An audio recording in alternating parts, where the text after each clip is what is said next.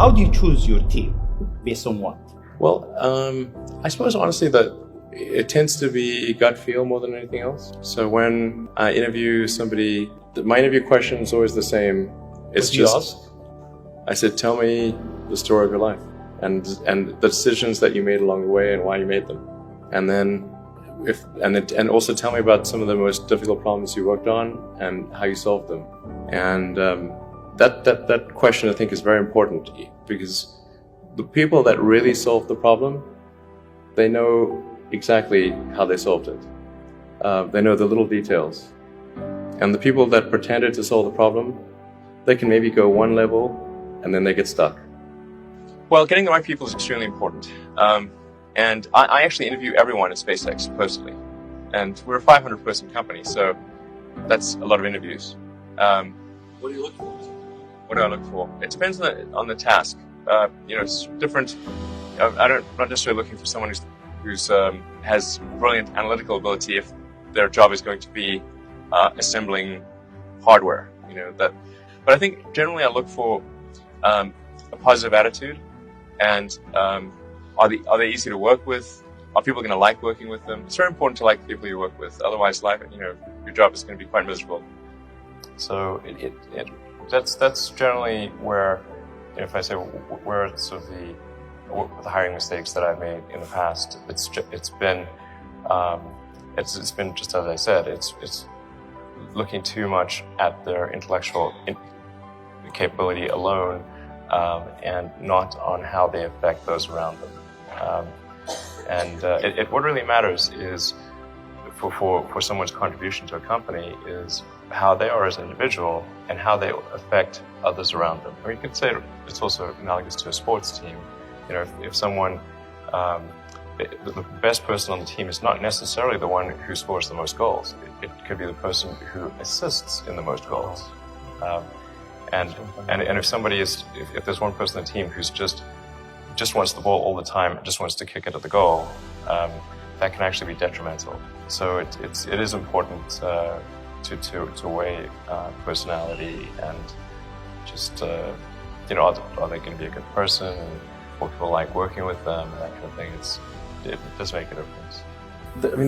When I interview somebody, I really just ask them to tell me the story of their career and what are some of the tougher problems that they dealt with, how they dealt with those, and how they made decisions at key transition points. And usually that's enough for me to get a very good gut feel about someone. And what I'm really looking for is evidence of exceptional ability. Mm-hmm. So did they face really difficult problems and overcome them? And then of course you want to make sure that if there was some significant accomplishment, were they really responsible, or was somebody else more responsible? And usually the person who's had to struggle with the problem, they really understand it. They don't forget. Yeah. If it was very difficult. So you can ask them very detailed questions about it, and they'll know the answer. Whereas the person who was not truly responsible for that accomplishment will not know the details.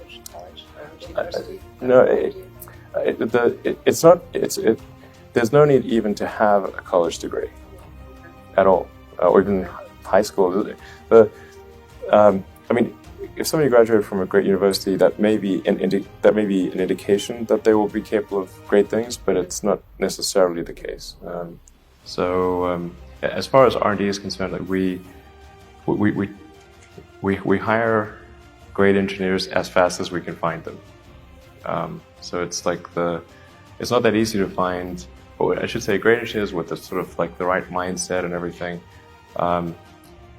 We hire at the maximum rate that we can find people that we think would really be an asset to the team. So there's no limitation on that. You hire people, or really what you're trying to, when you hire people, that just means you're convincing people to join you in the endeavor. You should hire people that are also passionate about what you're doing. So it's not just that they're not just there for the salary. That they really need to care about what they're doing.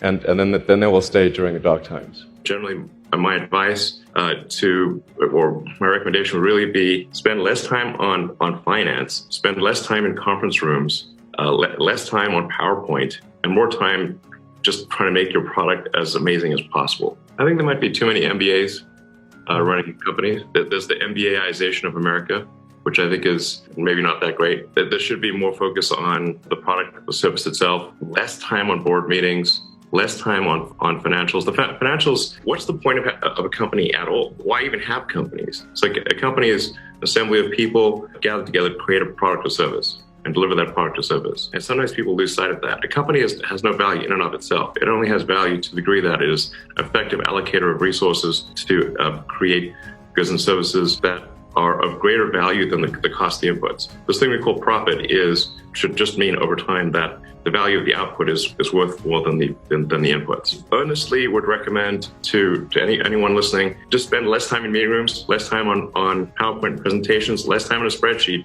and more time on the factory floor, more time with customers. And obviously a lot of people out there are already doing that, but I would just urge people to say hey, step back a second and say, is your product as awesome as it could be? Probably not. What could you do to make it great? People like to think about innovation, like maybe it has to be like breakthrough innovation. I don't think it necessarily has to be breakthrough innovation. It's just make your product better. This is the thing that really matters. In expectation of innovation, the compensation structure must reflect that.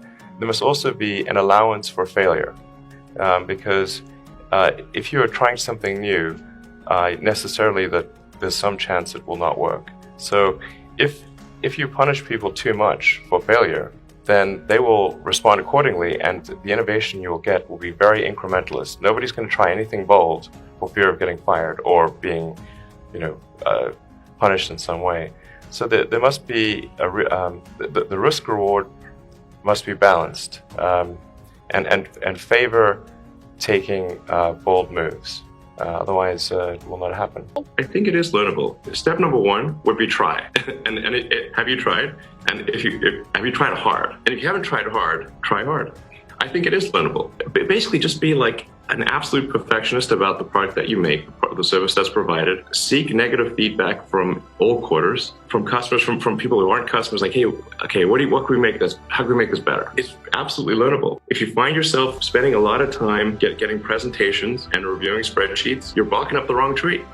That's the effect, not the cause. Get out there on the factory floor. Get out there in the stores. Talk to customers. Think about what would you love to have. Oh, and sometimes I think, and I've had this conversation at Tesla a few times. We try to think we don't love this product, but we think others will love it. That's not really how it works. If you don't love it, don't expect others will either.